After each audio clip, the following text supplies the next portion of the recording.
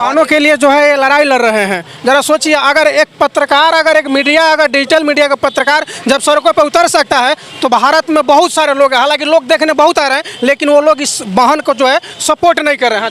भारत है जहां औरतों को देवी के रूप में पूजा जाता है और इसी देश में मतलब एक दिन का रेशियो 90 से 100 का जो मामले दर्ज होते हैं, पर डे जो मामले दर्ज हो रहे हैं, अभी तो जो वैसे मामले हैं ही नहीं जो दर्ज ही नहीं हो रहे हैं।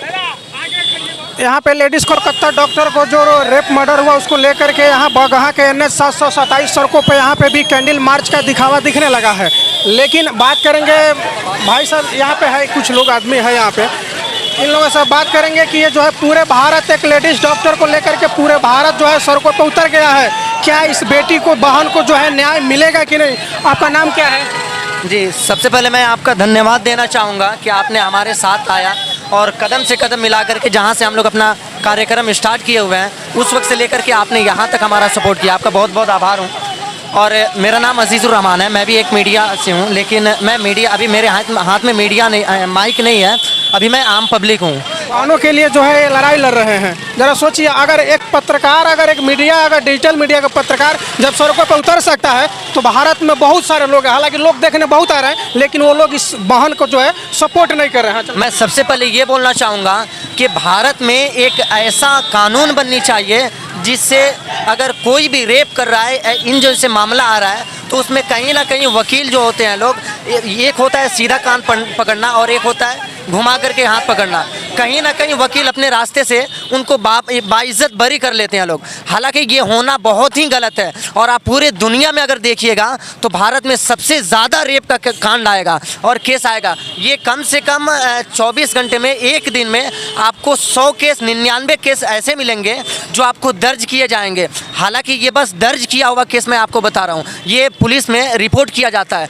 ऐसे बहुत ऐसे केस हैं जो पुलिस में अभी तक रिपोर्ट ही नहीं हुआ है, इनके लिए भी हम खड़े हैं। और जो लोग अपना केस दर्ज भी कराते हैं उनके लिए भी हम खड़े हैं। और ऐसी कानून होनी चाहिए जिससे 15 से 20 दिन के अंदर उसको, मुजरिम को फांसी का फंदे पे लटकाना जानी चाहिए।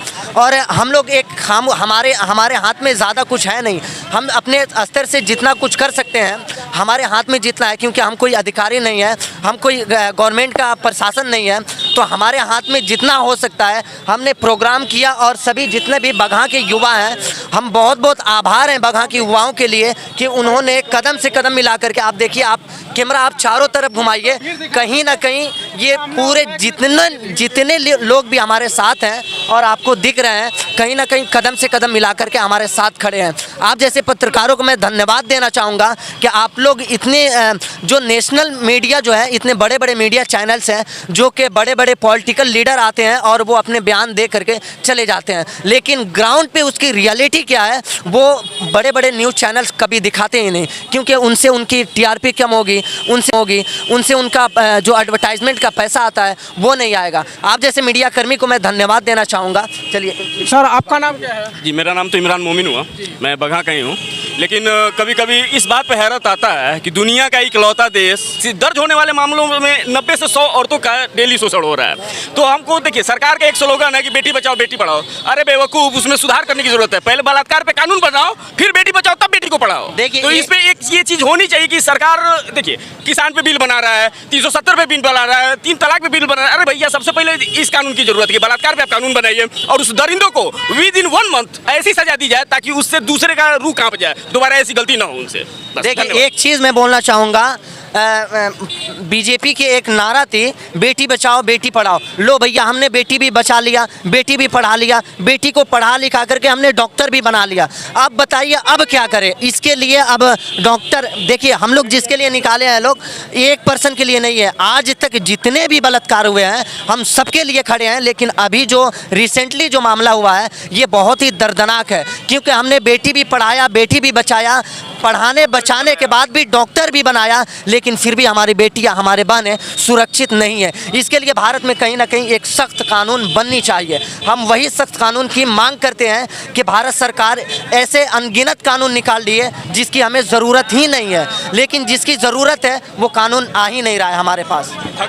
मीडिया सिर्फ बेटियों को क्यों दिखाती है? दरिंदी जो दरिंदा है उसको उजागर क्यों नहीं करती है कि लोग उसको शर्मसार करें? क्योंकि बेटियों पर टीआरपी मिलता है और दरिंदों को क्यों नहीं दिखाती है? या तो कानून बोलता है कि बेटियों को उतना अपना जो भी उनका प्राइवेसी है वो नहीं दिखाना है, उनको पब्लिकली दिखाना चाहिए दरिंदों को, और उनको पब्लिकली सजा दीजिए। और उनको हम लोग सब मांग करते हैं कि उनको जल्द से जल्द फांसी होना चाहिए। देखिए, जो डॉक्टर हम लोगों का जान बचाती हैं, अगर डॉक्टर सुरक्षित नहीं है तो आम पब्लिक, आम जनता का क्या हाल है? हमारे सरकार ने नारा दिया है बेटी बचाओ बेटी पढ़ाओ, बेटी पढ़ भी रही है और बेटी वो मुकाम हासिल कर रही है जिससे देश विदेश तक हम लोग के देश का नाम रोशन हो रहा है। फिर भी हमारे यहाँ बेटियाँ नहीं बच रही हैं। इस पर कठोर कानून बनना चाहिए और जनता के बीचों बीच उस दरिंदों को जिंदा जला देने वाला कानून बनना चाहिए, क्योंकि दोबारा कोई ऐसा हरकत नहीं करे।